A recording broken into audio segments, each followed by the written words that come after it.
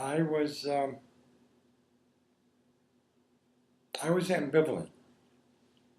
I I understand why President Truman went to war to preserve South Korea's freedom, but we lost 50,000 people, KIA, killed in action. Terrible price to pay for another country's freedom. Who would have come to our rescue had we needed them? Nobody. But we did it. I didn't play a significant part in it, but I was in the. I didn't see any real combat, but I did my part as a physical training and drill instructor for 2 years at Fort Dix, New Jersey, during that period of time. The Korean War, for me, was frustrating because President Truman didn't, he discharged the greatest general this nation ever produced, General Douglas MacArthur. And maybe he was right, maybe he was wrong. But I think our killed in action statistics would have been a lot less had he been allowed to remain. Rather than discharge him, you should have. He was the commander-in-chief, not MacArthur. Just said, look, we're drawing the line at the Yalu River so that we don't provoke China into joining the war. Well, he didn't, so MacArthur crossed the Yalu, and the Chinese army came pouring in there, and we lost a lot of lives unnecessarily. Although we did eventually prevail in establishing a free democratic country there in Korea. So I guess you'd have to say, on balance, it worked.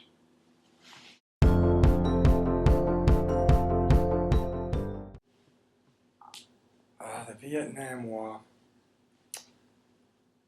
was a waste of money, of time, and more importantly and more significantly, a waste of American human life.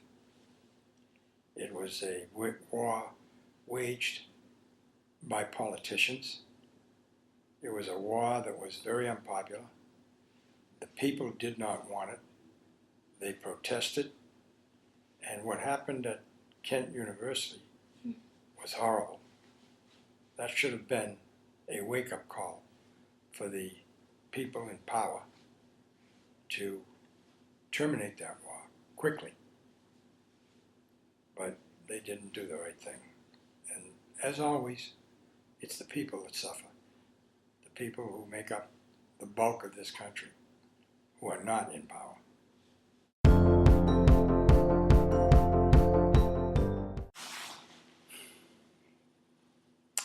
That was 1960, early 1960s. I was working in my store in Medfield, and we had the TV on. And I remember it was pandemonium. The Democrats were intoxicated with their success. And, you know, it was a good thing. We had new, young, fresh blood, a very bright guy.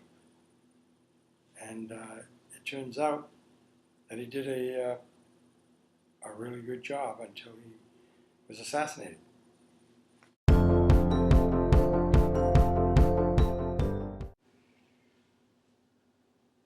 I don't know what I can add to such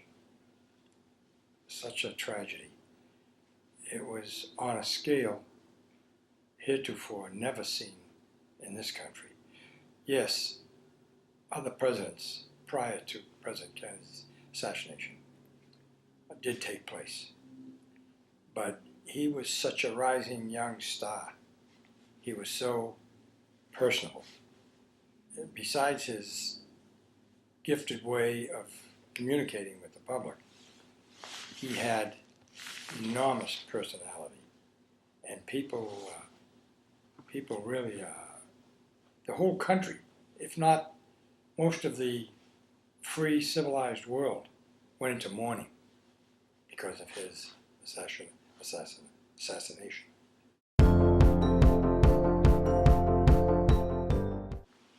It was really rather discouraging that there could be so much wrongdoing at such a high level of our government. It was totally wrong from the beginning. It was dishonest, it was deceitful, and it was at the highest levels. You know, it was the president's advisors, his failure to do the right thing. The great leader, he disappointed everybody. It was, a lot of people were truly shocked, if not politically, at least emotionally and personally.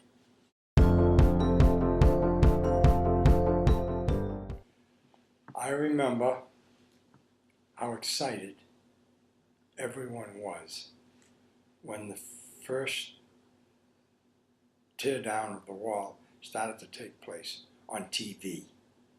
People on both sides of that wall, the eastern side and the western side, were wielding heavy sledgehammers,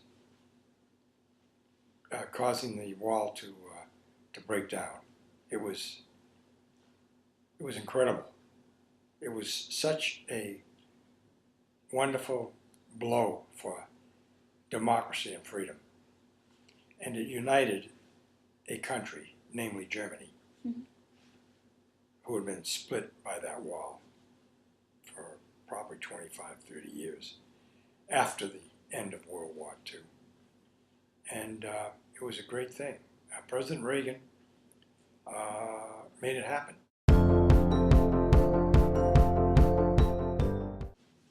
The first microwave, for me, it was a great advancement because it meant if somebody just wanted to prepare a quick meal, they had it right there at their fingertips. It was a great convenience. I was awestruck. I couldn't believe what I was seeing. I was trying to mentally process how that could happen scientifically. I couldn't handle it. I couldn't see how those pictures traveled through space and through walls and through all kinds of obstacles, physical obstacles. I just couldn't fathom it.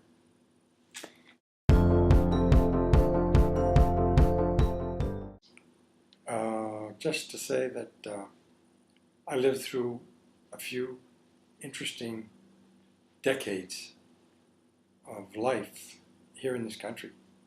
A lot happened from, say, like, I was born during the Depression, just a year after the Depression. And I survived that, and I survived being brought up in a small town of Ashland. Went on to college and then the Army, and then went to work in my father's business.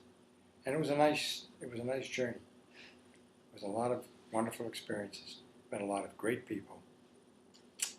And here I am now in my 83rd year almost, and still enjoying life. So thank you for the interview. Thank you for being the interviewee.